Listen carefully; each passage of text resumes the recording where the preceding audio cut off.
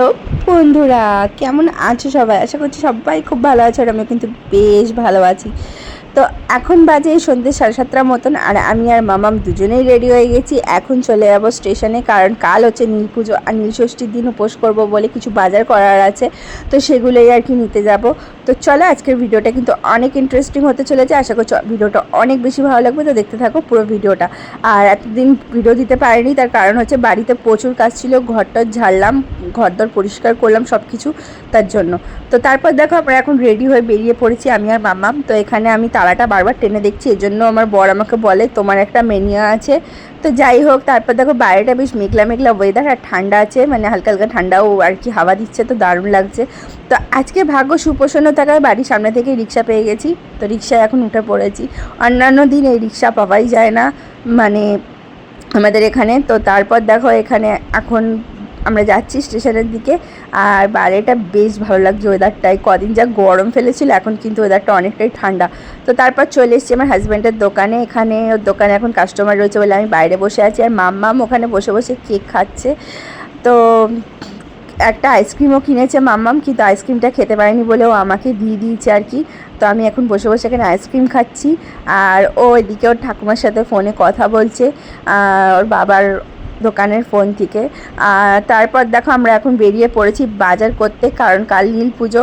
তো যতটা পারবো আজকে বাজারটা সেরে রাখবো, ফুলমালাটা কালকেই নেবো। তো এখন চলে এসেছি দর্শকর্মার দোকানে, দর্শকর্মার যা যা জিনিস লাগবে সেগুলো নিতে।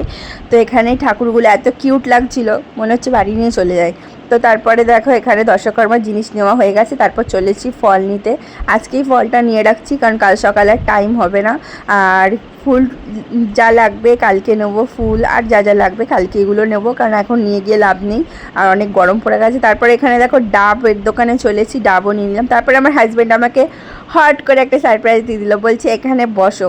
আমি বললাম কেন? বলছে শাখা তুমি অনেক দিন ধরে নেবে বলছিলে, তো তুমি শাখা পছন্দ করো, দেখো কোনটা পছন্দ হচ্ছে তো নাও।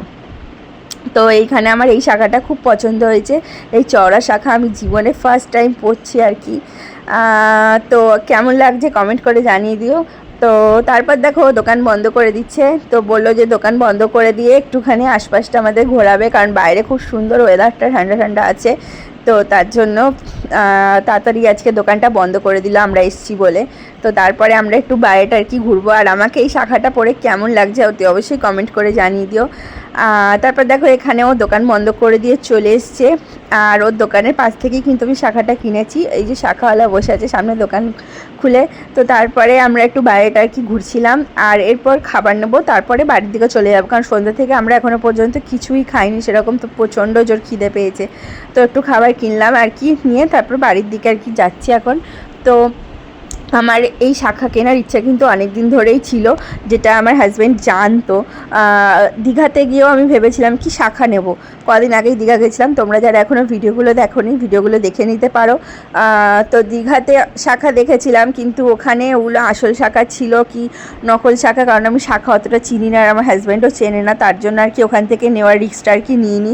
বাড়ি এসে আর কি ও আমাকে এটা একটা ছোট্ট মতো সারপ্রাইজ দিয়ে দিল, ছোট্ট না আমার কাছে বিশাল বড়ই সারপ্রাইজ। তো আমি কিন্তু ভীষণ হ্যাপি হয়ে গেছি শাখাটা কিনে। তারপর দেখো আমরা এখন বাড়ি চলে এসেছি, আর ইনিও চলে এসছে আমাদের সাথে। তো মামা মুখে আর কি বিস্কুট দিচ্ছে, তো আমি বললাম আজকে বাড়িতেই বিস্কুট আছে, দোকান থেকে আর কিনে নিই, বাড়িতে এসে ওকে আর কি নিয়ে এলাম বাড়ি অবধি। এসে এখন বিস্কুট দেওয়া হচ্ছে, এখন বিস্কুট খাবে।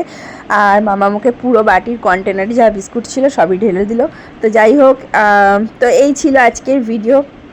বাজার মোটামুটি কমপ্লিট হয়ে গেছে, আর হচ্ছে আমার একটা মানে ছোটোখাটো সারপ্রাইজও পেয়ে গেলাম। আমার হাজব্যান্ড আমাকে সারপ্রাইজ দিয়ে দিল এই শাখাটা কিনে। আর এই শাখাটা কেনার পেছনে একটা কারণ রয়েছে, সেটা তোমরা পরে অবশ্যই জানতে পারবে, আমি তোমাদেরকে নিশ্চয়ই জানাবো পরে। তো আজকের ভিডিওটা কেমন লাগলো অতি অবশ্যই কমেন্ট করে জানিও। যদি ভালো লেগে থাকে প্লিজ একটা লাইক করে দিও, আর চ্যানেলটা কিন্তু সাবস্ক্রাইব করতে ভুলো না। এরকম নতুন নতুন ইন্টারেস্টিং ভিডিও পেতে গেলে আমার চ্যানেলটা কিন্তু সাবস্ক্রাইব করে নিতে হবে। তো দেখা হবে নতুন কোনো ভিডিও নিয়ে। সবাই খুব ভালো থেকো, টাটা, বাই বাই।